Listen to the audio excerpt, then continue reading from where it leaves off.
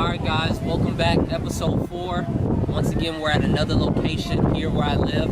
As you can see, we got all kind of stuff going on. It's so beautiful out here. It's a little windy, so bear with me. We got people getting married, people eating brunch, kids playing. This is what it's all about. Coming out where you live, utilizing everything we have. So today, you're going to see me keep it real quick, real simple. I'm coming out here just to get a great workout out using exactly what I have. Watch and see. Alright guys, once again I apologize for it being so windy. I hope you could hear me in my intro. That's one of the things that comes with working out outside. You have to deal with the conditions, but nonetheless, it was a beautiful day outside. I live in Orlando, Florida, so I went to the next town over, which is only about 20 minutes away. And I used the park that they had. As you can see here, there's a lot going on around me. I'm right in the heart of the city. And I use this bench here to do some reverse elevated lunges. What I love about these is that when you elevate your foot on something like this, it allows you to go much deeper and get a real good stretch. At the top, I'm not just coming up, I'm actually squeezing my glutes. If you pay attention, you can see me squeezing my glutes. This not just works the legs, but it works the butt as well. So women, this is great for you guys. A lot of women love doing those. Next, what I did was I did some elevated dips. Once again, this allows me to really drop my butt low and go deep, so I can stretch my triceps and squeeze real hard at the top. Then next what I did was I came up and I did some reverse lunges with a knee drive. So as I'm reversing with this lunge, I'm getting a real good stretch. It's allowing me to not just bring my legs into play, but also work my hips. Hips are important for stabilization. When you're doing squats, lunges, you not just have to be able to perform the exercise, but you have to be able to make sure you can balance every single rep. When I drive my knee up, what I'm doing is I'm engaging my core. I'm squeezing my abdomen every time I drive that knee up.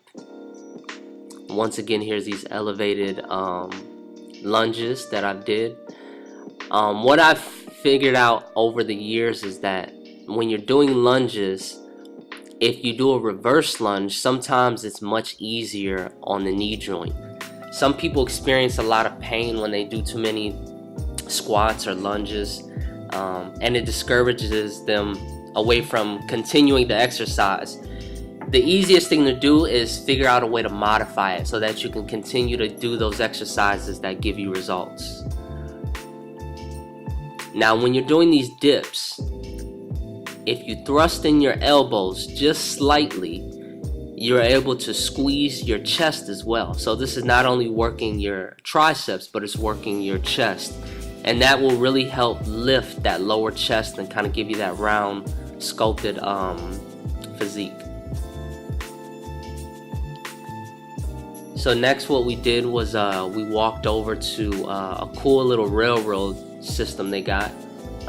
It's a little railroad kind of train station that they just built, and it'll take you from one city to the next. In Central Florida, everything's only about 20 minutes apart, so we came over here just to get another cool scenery and a good vibe, and switch things up.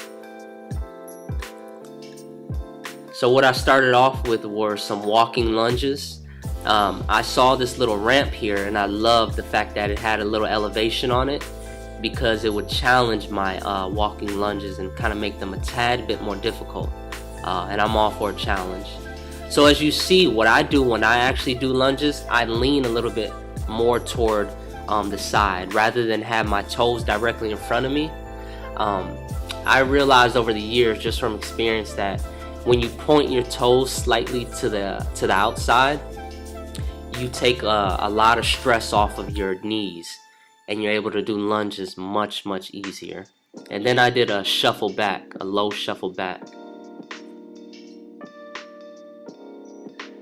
So next what I did was I came to an open field where there was a lot of area, and I just got down there and started doing some push-ups to work the chest and the arms. And then what I did was a little scissors kind of exercise where you get in a plank position on your hands or push-up position, and you extend the left arm and the right leg, right arm and the left leg. So you do the complete opposite, and it gives you that real good stretch. It engages your glutes, your legs, your core, and your arms. Then what I did was I dropped down into the plank position. Planks are very, very good for beginners. I would actually recommend planks over a lot of sit-ups. Planks are not just going to strengthen and build your abdomen, but they're going to strengthen your core, which is your lower back as well.